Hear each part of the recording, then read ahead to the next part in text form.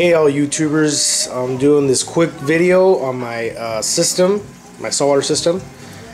I just installed some mineral mud in my sump, and I actually had to rip out the sump out, empty it out, use all the existing water on it. I put it in a trash can so I could just save it. Let me show you what I did. That's my sump down there. And the biggest change I made, I added this divider here. Like I said, I pull everything out, I silicone the face of it, and I put my miracle mud on there. I mean mineral mud. I don't know why I keep saying that. And I capped it with crushed coral sand. That's where I keep my macroalgae, my mangrove trees, and I keep my frags in there. I also added some blocks for the protein skimmer to stand on. That way I can elevate it to its proper height, keep the water level consistent. And I moved the heater towards the front so I could get to it easier. I also turned this around so I could have the knob right here.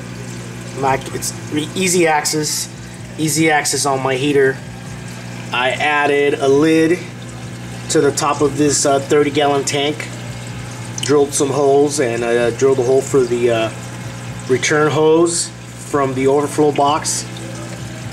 I installed these poly filters just to avoid air bubbles traveling to my sump pump back there. So now I have some very good water movement in here. I got the bottle balls working, I got carbon, phosphate remover, and those cartridges where the water passes through there. Comes out through the side now, like before. And it does like a little turbulence thing in here.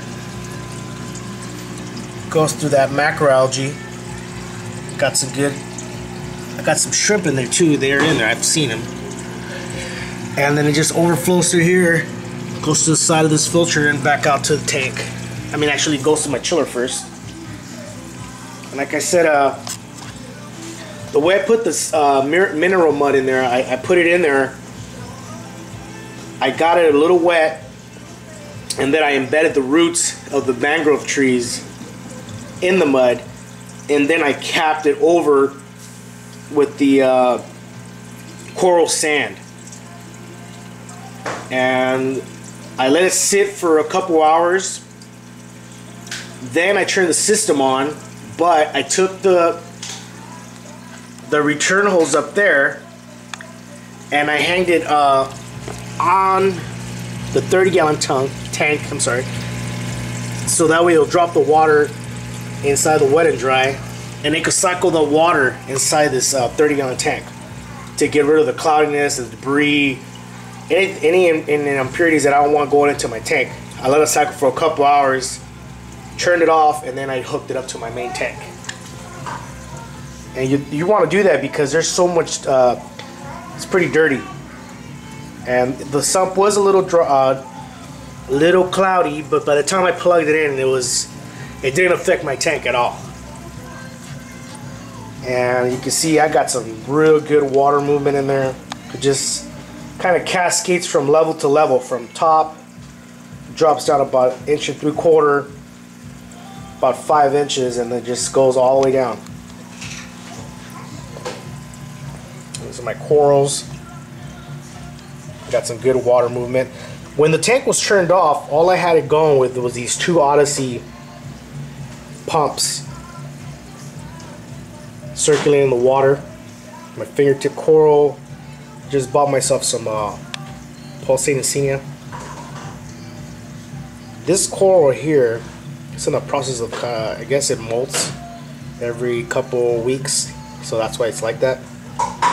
In a couple of days it'll be completely open again. That's a frag from my other fingertip coral. Got some Zoas polyp. I got 2 anemones, actually 3 anemones. This guy keeps moving. I'm keeping an eye on that guy. Keeps coming off the rock. And then I have a candy. I also had my rabbit snail, which is back here. He's been laying eggs. There's a bunch of them here. I've been keeping an eye on those, see if they hatch. Side view of my tank here. Well, anyways, I hope this video is very helpful to you guys. Please comment, leave a message, and have any questions of how I did this sump, leave a message and I'll reply, maybe with a message, or I'll make a video on it. Alright guys, have a good time with your tank. Hope it works out. Peace.